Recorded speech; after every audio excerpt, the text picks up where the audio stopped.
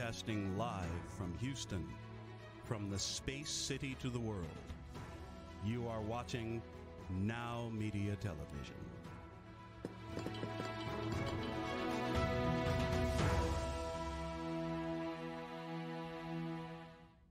Welcome to Power CEOs, the truth behind the business. I'm Jen Gaudet, your fearless host, speaker, entrepreneur, and business coach. And I am here because I believe that iron sharpens iron. And when we bring what's working in business to everyone else and we come together, all of us are able to learn, grow, and up-level. And when we up-level our businesses, when we improve ourselves, the ripple effect impacts not just us and our families, but also our teams, their families, our clients, our communities, and the world. I'm really excited about our episode today because I have a fellow investor and entrepreneur on set with me, and he has been in the real estate industry as an investor for the last 20 years. He's very successful, and now he's moved into real estate coaching as well. So I think you're going to get a great amount of information. I know you've asked about getting into investing. I know you've asked about real estate, so I am bringing it to you. Welcome to the studio today, Philip Warwick. How are you? Hey Jen, I'm doing amazing. Thanks first of all for having me on the show, and I've heard a lot of great things about you and your audience, and I'm just excited to be here. Thank you. Absolutely, and you know, my audience gives me feedback all the time. They'll email me, they'll say, hey, what about this? And one of the common things that I get is, you're an investor. How do you get into investing? How do I know what to invest in? And real estate is one of the hot topics. So I wanted to start off with, you have been investing in real estate for over 20 years. Full-time for over 20 years. It is your bread and butter. You're exceptionally successful at what you do. What was it that got you into real estate investing, or how did you get started? That's a great question. A lot of people want to know how I got started. And I think back when I was a senior in high school, believe it or not, I remember asking my dad, if I want to go to college and purchase a house, maybe I could rent the rooms out to my friends and live for free. And that was my first idea of getting into real estate. And my dad said, you know, son, that's a great idea. Why don't you save up a 20% down payment, build up your credit for a little while, and then you could probably get a bank loan to buy a house. And so I said, okay, I set out to do that. And one night I was watching late night television, and an infomercial came on, and there was this gentleman selling a home study course, how to buy houses with no cash, no credit.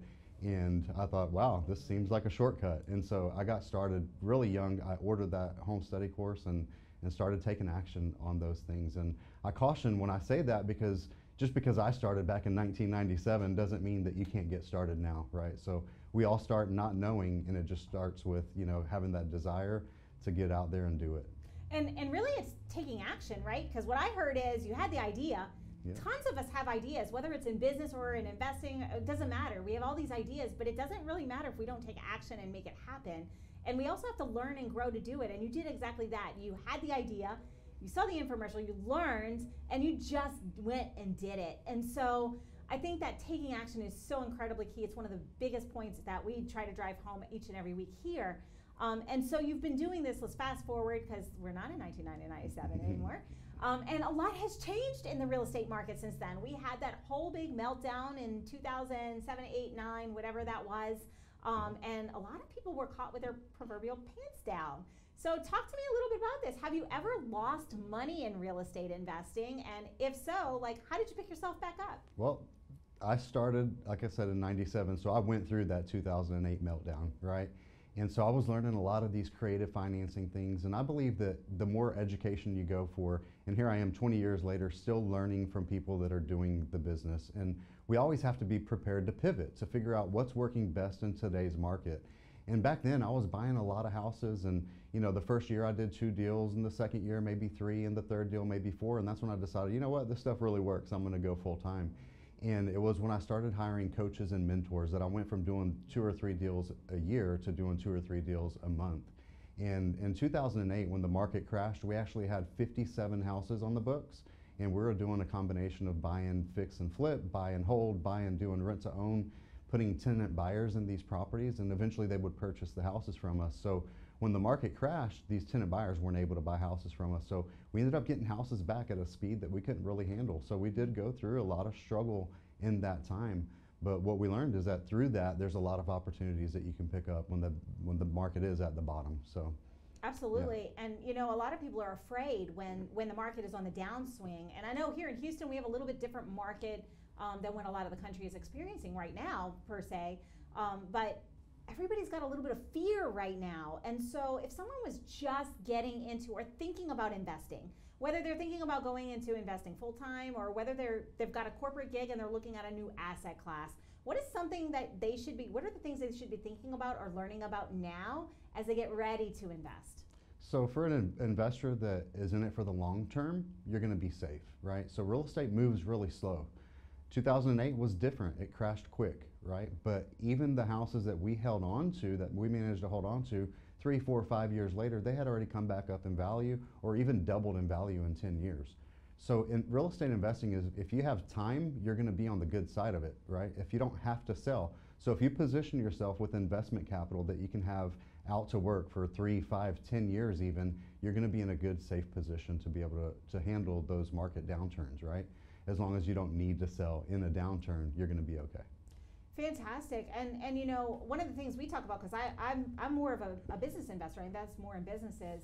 I do invest in real estate as well, but more as the money. But what we often tell people is make sure you have that liquid available. If you're going to go full-time in investing, you want to make sure you have your expenses covered for the short term and to a year or whatever it is that your money is going to be out. So if people are looking at getting into investing full-time, what are kind of the prep steps financially or the considerations they have to have before they dive in? Because you're locking up your money, and sometimes you don't know. You may think it's a 3-month or a 6-month flip, and it ends up taking 9 months or a year. So what are some of the things that people need to be thinking about if they're going to move into that from the financial side of it?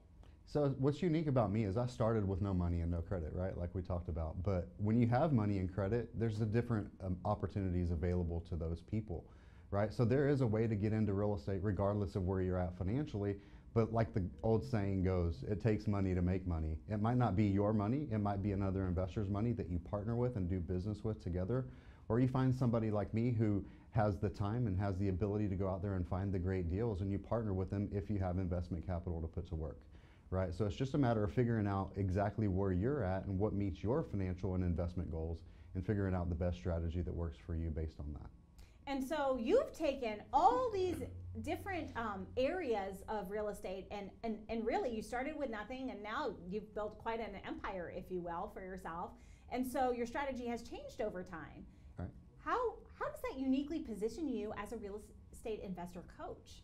Well, I like to call myself a transaction engineer, right? Because if you do the marketing or you partner with somebody that's doing the marketing to generate leads, a lot of times we can't control the type of deal that comes across our desk, but what we can control is the type of outcome from the deal that comes across our desk. Meaning, if somebody's in a pre-foreclosure situation, we might be able to do some creative financing things and take over the payments on their loan, doing a subject to takeover payment strategy.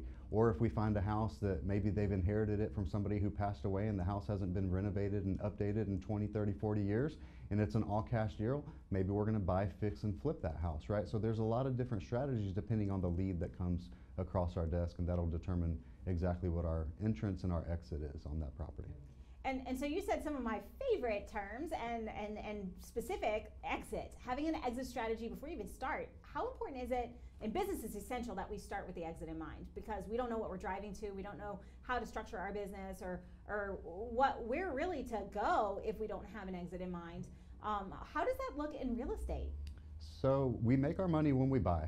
I like to say that we're going to find a great deal first, right? Find a property that we can buy below market value. Find a seller who's in a situation that we can actually help them solve a problem and a need that they have. And then based on that deal, we'll know what kind of exit it is. Maybe it's a buy and hold where we hold it as a rental for 3 to 5 years. Lately, I've done a lot of short-term rentals where we fully furnish these properties and put them on Airbnb and hold them as short-term rentals for a few years until we decide to exit down the road. But I believe the exit strategy comes when you have enough built-in equity, and your return on investment based on the equity position or the value of the property can be better served somewhere else, right? So once you've built up enough equity and you can sell that asset and exchange that asset for multiple properties or a new property, then that's the time to exit. So fantastic. And you know, like it's really interesting. Like in business, we like to have multiple exit options as well, and a plan. So you start with a plan in place, you buy right. Yeah. And I know this to be true as well. You know, it's so essential that you buy the property in the correct way, But what we've seen, especially here in our market, is we saw investors coming in at market and in the bidding war on properties that needed a lot of work. Like, what happens if you haven't bought right? Because this happens, right? A lot of times people are like, I'm going to go into real estate. I'm just going to buy something. And they actually buy an at-market deal, like an on-the-market deal for an on-the-market price and need to put money into it. So if somebody's already done that and hasn't bought right, is there a way to salvage that? Or what does that look like on the investor side if they haven't done the first step properly? So it's going to have to be a buy and hold strategy. Hopefully they can rent that property out and the rental income will cover the debt service if they've got financing on that property, and the rent will be equal to or more than, you know, what the monthly outgoing expenses are. And like I said, if you can hold for 5 or 10 years, you'll be okay. And the beauty with real estate is you get a lot of tax benefits that aren't just the equity position or the discount that you purchased it at, right? So you may have built-in equity every month when you're making a mortgage payment, the mortgage balance is going down. And property values tend to go up 3 to 5% per year, right? So every year the values are going to go up a little bit. And you also get some tax benefits, some write-offs and things like that. So there are some paper benefits to owning real estate, even if there's not a huge equity position. But if you, like I said before, if you have to sell, that's when you're going to be in a bind, right? So the person who's in a hurry to sell is going to be the person that takes a hit. But if you can hold for a while, you'll be okay. That's really it's sound advice, and it really is. It comes to knowing your numbers. What I'm hearing is you need to know what it is that you've got. You need to know how long you can put your money in and how long it can be tied up. You need to buy right. You need to know your numbers in order to do that. And so you've had years of expertise in this area. How do you work with your clients who are getting into real estate if they just want to be maybe the money in the deal, and maybe they work a full-time gig, maybe they're a physician or they're an engineer, and they don't really have time to do the business or do the fix and the flip themselves, but they want to have the financial benefit of the asset class? Yeah, so I've got a perfect example. I've got a client out of San Diego, and she is an aerospace engineer.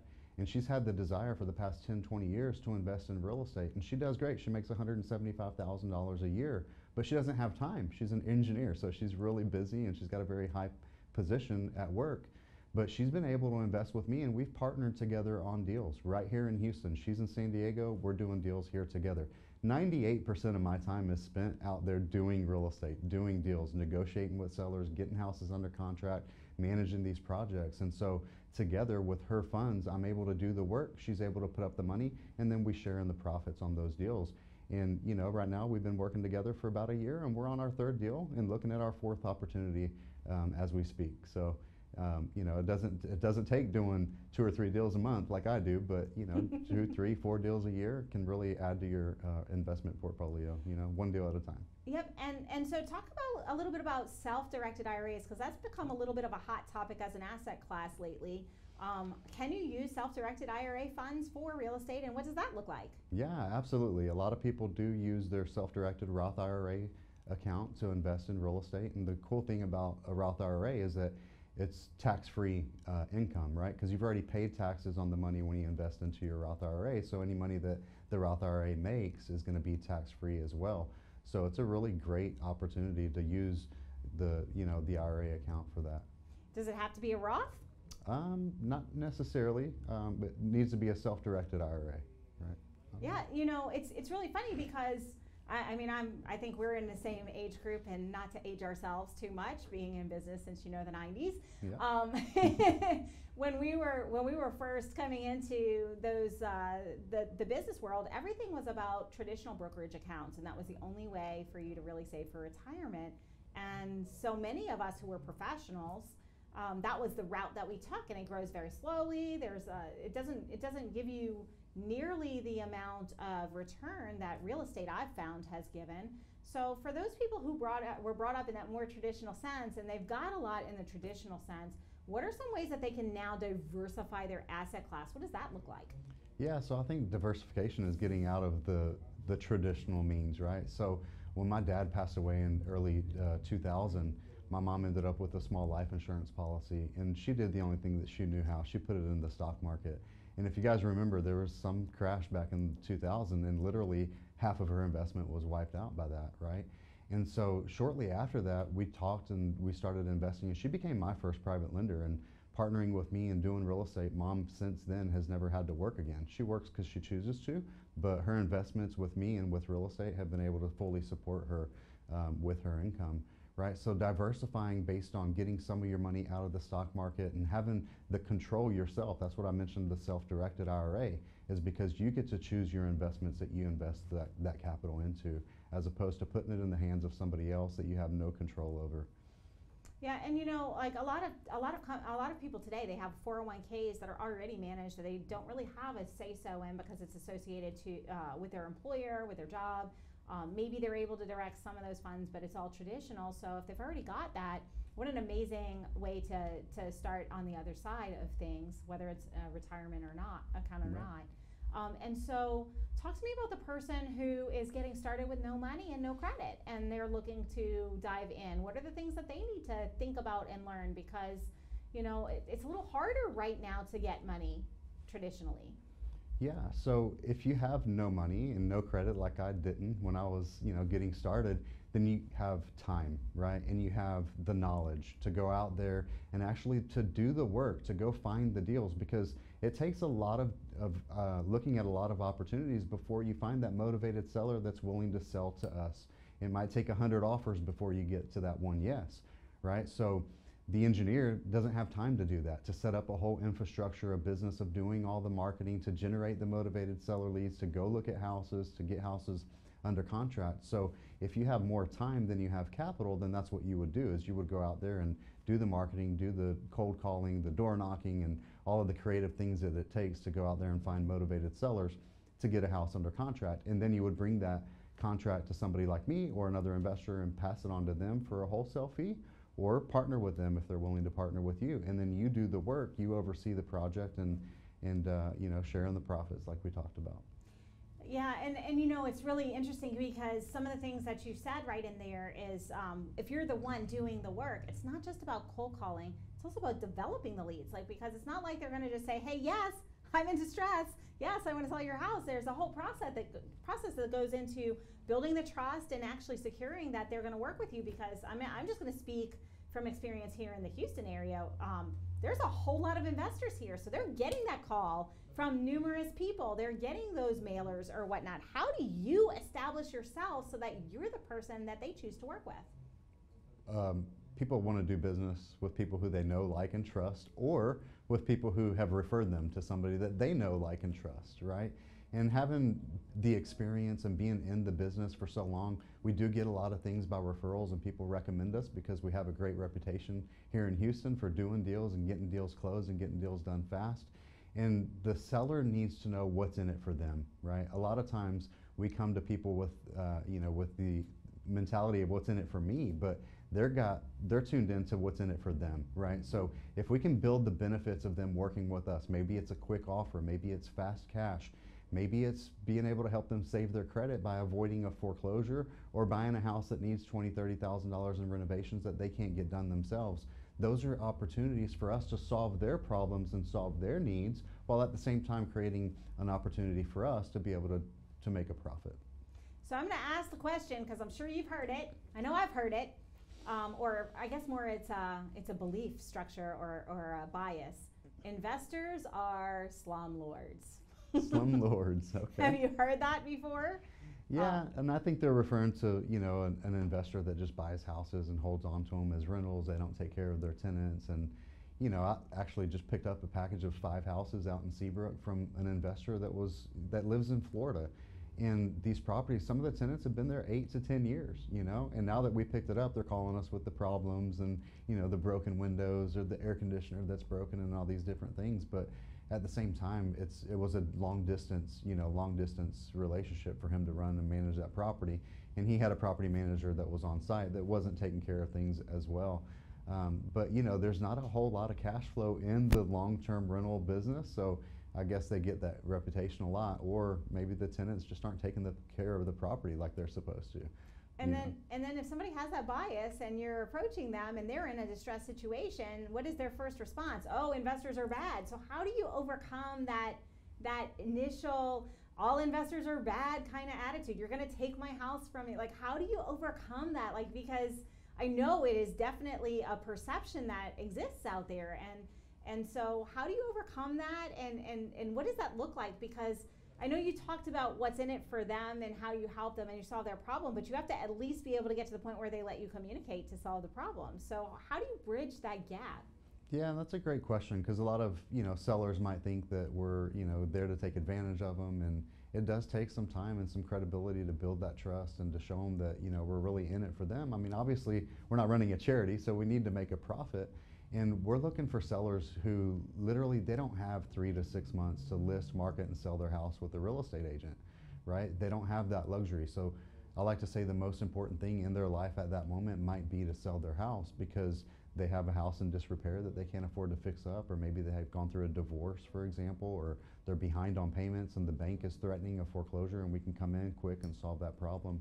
So a lot of these situations will put us in a position to be able to help them and really get them, get them moved on, where maybe they would have lost the house to foreclosure, Absolutely. So we've covered quite a bit already, and we are going to break shortly, but based off of everything that we've talked about today, what are a couple of action steps that somebody who's thinking about getting into real estate can take today? Or what can they start preparing so that if they do, or if they are on this path of becoming an investor, or they want to become a real estate investor, or diversify in that way, what are some of the key things that they can start to take action on right now to make sure that they're in a position so that this is a easier or smooth transition for them? Yeah.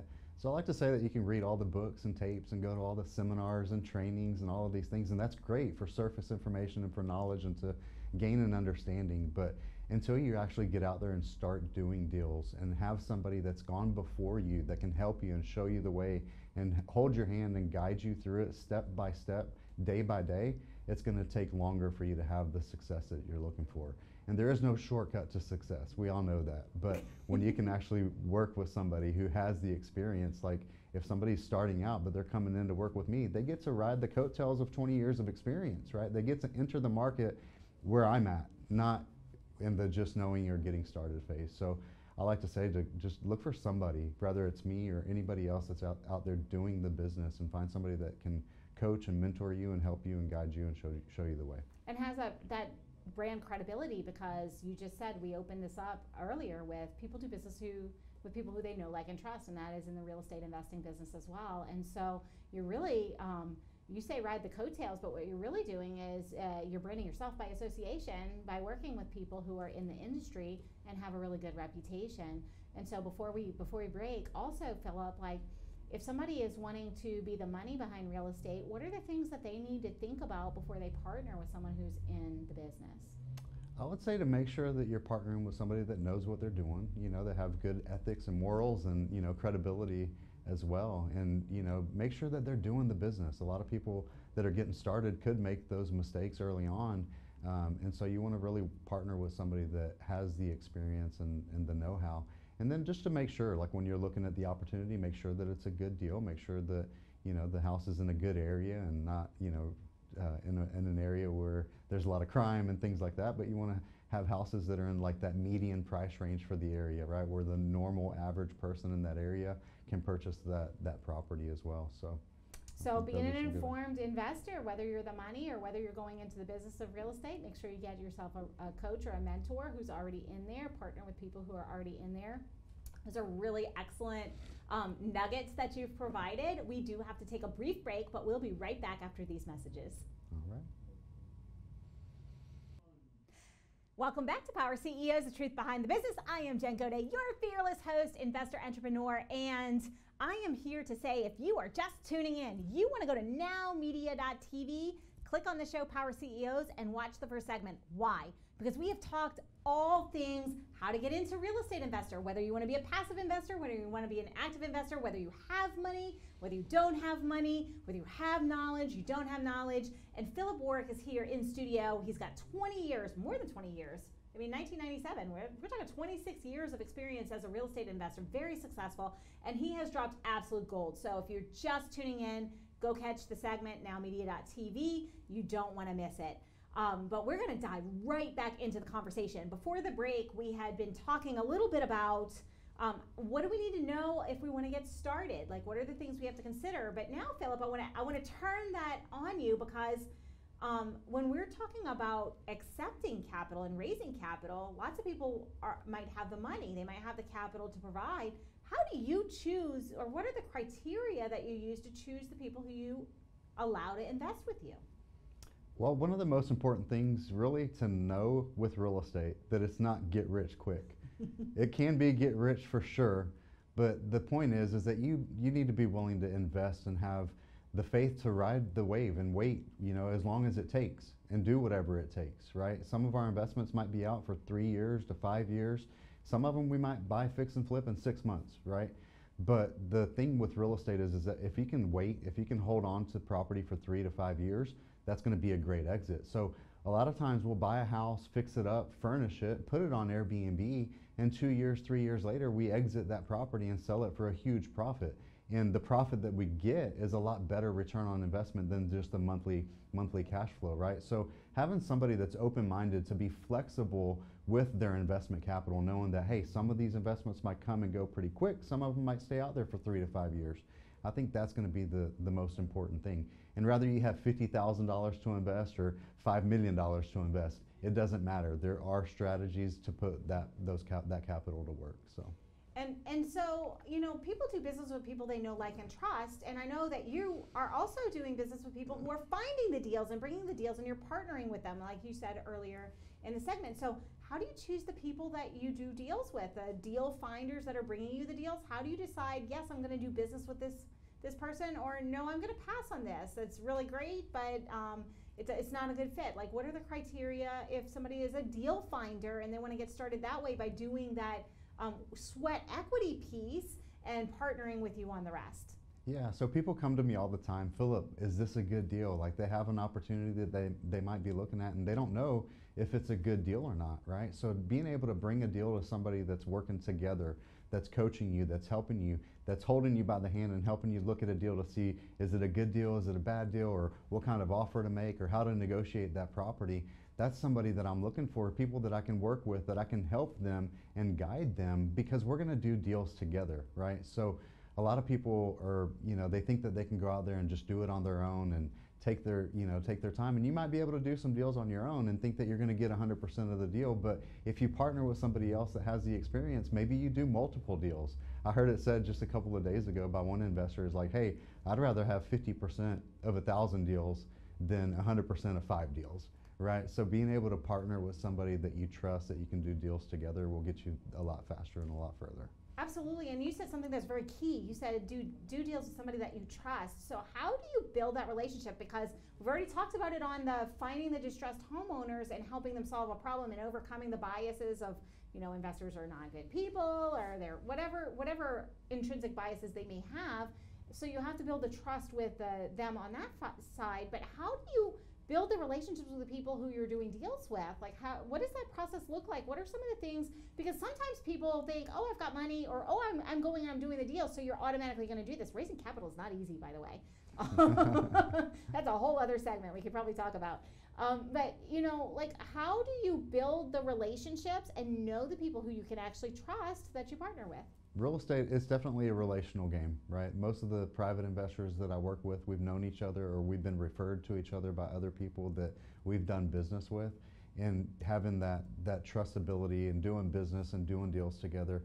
And even through coaching, like as I'm coaching people, we get to know each other on a pretty personal level, because I like to do one-on-one coaching. We do some group coaching as well. But the longer we work together, the more we get to know each other, and rather we're even a fit to work together, right? So just like they might not trust me, or I might not trust them, or we might not be a fit to work together, we'll find out that through some conversations. And it costs nothing to have a conversation and to see if we can work together, and then maybe the coaching leads to doing deals together, and one deal at a time. Just like my client from San Diego, it started with a referral, and then it started with one deal, and now we're on to our 4th deal together. So, and we're a 1.5 years into this, and we've grown a pretty solid relationship. We trust each other, and it's been a great partnership. And so that brings me to the next question, and relationships are everything. How do we know if we've put enough into our relationship ATM to then have the ask on the other side? Because one of the biggest faux pas I see in the business world is, hey, nice to know you. We have a 15-minute conversation. Buy this. Let's do business here. And that's not a true relationship. So tell me what are the like don't do's or some of the things that people can avoid the missteps of if they're just getting started. I think a lot of people make the mistake like early on trying to work with friends and family, and then what happens is you're doing it based on your word and commitment and your relationship with that friend and family, and you forget about the paperwork.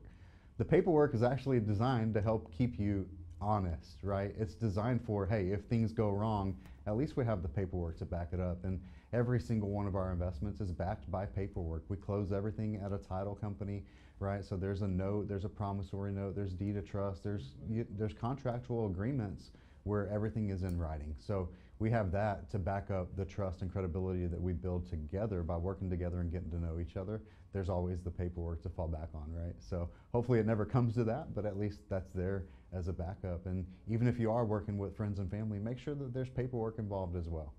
Yep, and it's just no different than a prenup, really. Right. You wouldn't marry somebody without without having an idea of who they are and what you can do. And you know, it's important to protect yourself. So you're really talking about risk management. So I want to kind of cover risk, because risk is something that's no matter what part of the real estate cycle we're in, or business cycle for that matter, it applies in both places. There's always risk that needs to be mitigated. So when people are getting started, one of the things that I've noticed in the business world is they don't mitigate risk. They don't think about the downside. They have the idea, they're excited, they're passionate, and they see all the they have rose-colored glasses. I call it rose-colored glasses, and they don't really have contingency plans or see the things that could potentially go wrong.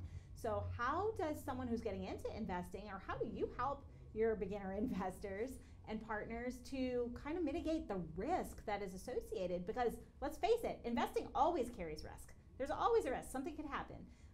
But how do you navigate those waters with your new investors? I remember a long time ago, one of my mentors said, "No risk, no goodies." Right. So, but you know, with real estate, it's a calculated risk. I mean, you have to take action, right? If you become paralyzed by all the analysis, you'll never get a deal done. And it's hard for engineers. You know, it's interesting to say that I have an engineer as a client, which is really cool, because she's really particular about all of the details. And as long as you're buying low, right? We make our money when we buy. And what that means is that we're buying a property below market value. And after we do the work, then the value is going to be there, and the equity position that we've built from that sweat equity will be there. And there's times where your estimate of renovation doesn't come in, right? You never come in on time and on budget, right? But as long as you've calculated as much as you can, and you bought deep enough and you bought low enough and you can hold long enough, it'll be a profitable deal. So you really have to take action. You have to trust your gut instinct. You have to trust, all of the work that you've done to get to that deal. So. Yeah, and I love that you bring up the engineer. Doctors are the same way. I come from medicine. My husband's an engineer, and he analyzes everything. And so risk mitigation is important in everything that we do. So the calculated risk really can be something that people mistake early on, a mistake that they make, especially if you're buying at market value. I mean, how do you mitigate that risk? You're going to have to hold it longer in the case of a downturn. So.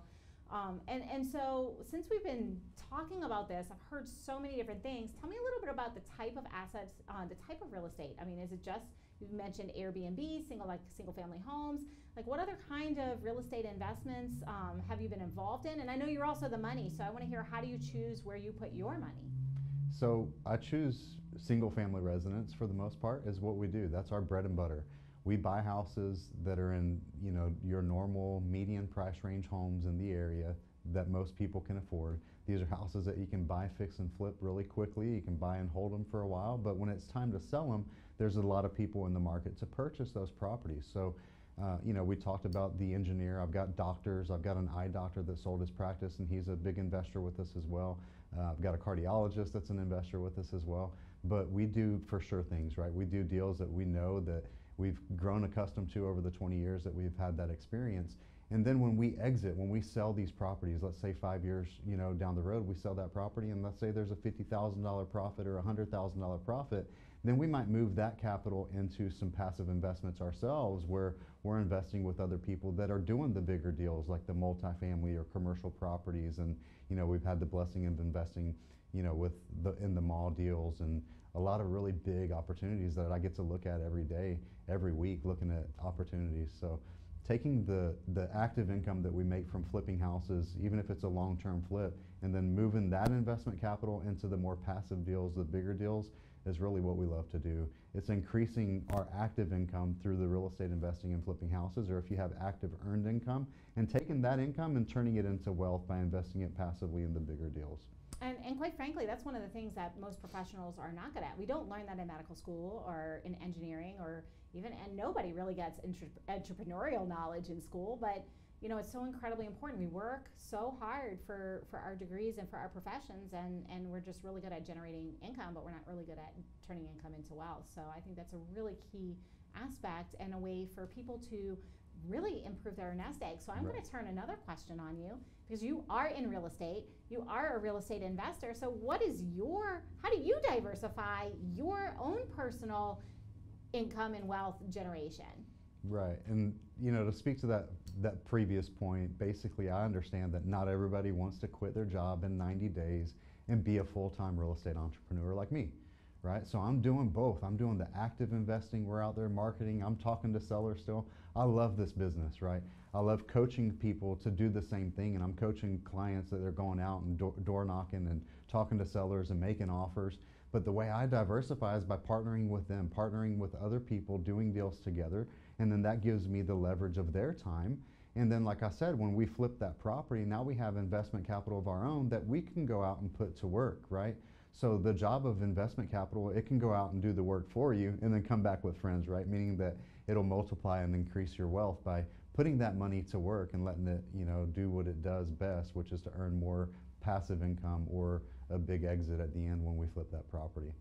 Absolutely, and you and I are both coaches. You're a coach for real estate investors. I'm a coach for entrepreneurs, and so I think the next question that I have for you, because I know we both coach with some of the same coaches and mentors, how important is having a coach yourself, even when you have all this experience and you're growing? Like, what have been the benefits of having your own coaches, even though you've got quite a base of expertise? You've heard it said before, right? Like, free advice people don't take action on. You can call me to pick my brain, but if you haven't invested in yourself, you don't take the advice seriously, right? But when you pay a coach that's actually doing it, that knows how to coach and that knows how to guide you and give you that next step guidance and hold you by the hand, and not only hold you by the hand, but to push you past your comfort zone, and you've paid for it, you have to take action. I remember when I went to the back of the room for the first time, and I had my American Express card in my hand, and I was signing up for a $15,000 coaching program. And I handed that card to that lady, and I was kind of holding on to it tight, and she's like, well, what's wrong, Philip? It's like, I have to make this work. And she's like, well, it's never failed you before. Well, she was talking about the card. And I said, well, that's an American Express card. I've got 30 days to make this work so I can pay this $15,000 off, right? So having that money, the skin in the game, the coaching, I had to make it work, and I'm still here today, right? So if I had not paid for that advice, I might have not taken the action that it took in that 30 days and, you know, burned all the bridges behind me to make it happen, right? So get coaching. Absolutely. I had a very similar experience. Like, I've had coaches and mentors, and business coaching really wasn't a thing when I was in medicine. It was more like you had to find people who had already done it, and it was more mentorship and consulting. And so I remember the first time I got with our shared coach, I did that. I was like, okay, whatever I need to do, because I don't do debt. That's right. And my monthly revenue was like hanging right at a 20K, and I actually made a little bit larger than that investment, because I know that if it hurts and it's higher than what I'm already doing, it takes that much for me to escalate to the next level. So I completely agree with you. Like, it's about how much skin in the game, and the bigger the investment that we put into ourselves, the bigger the results. I mean, I can attribute so much to my coaching and my mentoring. I've spent a lot of money, and you can look at it that way, but really that investment has yielded 10, 13, 15 times what I've ever put into it. So you just never know, and you really are accurate, because it's taking that step and having the skin in the game, and it's that kick in the butt to actually put it into the next gear. Like, I love cars, so I'm like, well, let's put it in the next gear and pop that. So Great. And so you are coaching people who are starting in real estate investing, whether they want to start passive investing, whether they want to start active investing, and you're really walking them and meeting them where they are, no matter what aspect they want, whether they want to be the door knocker and the deal finder, whether they want to do the actual sweat equity and the fix and flip themselves, or whether they just want to keep their day job and grow their asset class. How can people who are in any of those situations reach out to them, reach out to you so they can learn more about getting started in real estate investing? Or maybe they are an investor and they're like, wait a minute, like I'm still doing 1 or 2 deals a year. What's wrong? Why haven't I gotten to the next level? How can they reach out to you? Yeah, so I believe, I'm an open book. If you follow me on social media or you come to my website, there's plenty of opportunities to get with me, to get free resources and things to see, again, like to see if we're a fit to work together. So if you visit my website, philipwarrick.com, that's PhilipWarrick.com, you can join my newsletter there, and there'll be resources and things like that. So just reach out. I can give you a free copy of my book, Flip Your Way to Financial Freedom, which is all about wholesaling houses and finding deals. I actually was honored to be in a book that's an Amazon bestseller, the book called Think Big, with a lot of really cool authors like Brian Tracy and other people like that. And so if you want a free digital copy of that book, I'd be happy to send it to you as well. But the main thing is just get on my social media, follow me, and connect. Reach out, set an appointment, let's have a conversation, and see where it goes from there. At the Philip Warrick Real Estate on all of the socials. Are you on all the socials, Philip? I am. Facebook, yeah, all of them. LinkedIn. All the socials. All the socials, yeah. And so if you're listening to this today and you're on the fence, and I know you are because I've gotten so many emails, Jen, I want to learn more about real estate investing. I want to learn more about how to get into investing. I want to learn about this. Then this is your opportunity. Reach out to Philip. He is really an expert in his space. Get yourself a coach, get a mentor. If you've got the money and the capital, start looking at whether it's Philip or someone else. Start doing the research. Philip told you, go with someone who's been doing it and has an established credibility in the area that you're looking for, because if you go with someone who's a startup, it's going to be a lot more risky a proposition. And so Philip, before we go, if there was, based off of everything you've learned, all of the experiences, the losses, the successes, everything up until now, if you could go back to the version of you who was just starting, what would you recommend? Take action is going to be the big thing, and don't quit, right? It takes that persistent, continuous action every single day, and the only people that fail are the people that don't get up, right? I fail literally every single day, even to this day. And I don't say that to make you afraid, but to make you understand that, it takes consistent effort. You have to go out there and do the work. And we learn more from our failures than we do from our successes. And when you have a coach, you have somebody that guides you to mentor you, then you're going to fall less. You're going to scrape your knees less, because you're going to be able to, ride the coattails of their experience as well. Absolutely. I think that's completely accurate. And thank you so much for all of your expertise today. It has been invaluable. If you were not taking notes, you're going to for sure want to go to nowmedia.tv, check out the show, and take your pen and paper with you, because Philip gave us so much education in just this small amount of time.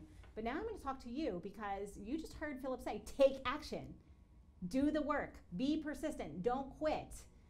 That's what it takes to be successful and to get to the next level. And if you're already investing, maybe you want to get to the next level of investing. Maybe you want to make a little bit more than what you've been making.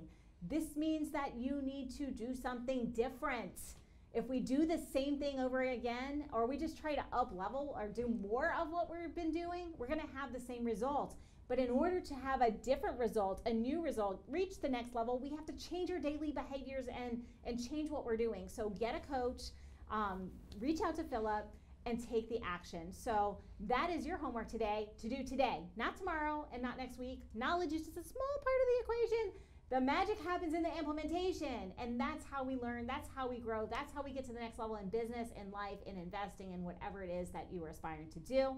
Thank you so much for being on the show today, Philip. It was absolutely a pleasure to have you, and I really appreciate everything that you brought to us today. Well, you're awesome. Thanks for having me. Absolutely. And you, yes, you, all good things do come to an end, unfortunately. But the good news is we'll be here the same time, same station next week. So until then, take your action steps, Go win today, win this week, and we'll see you next time.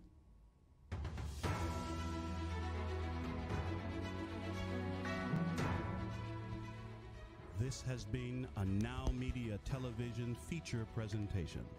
All rights reserved.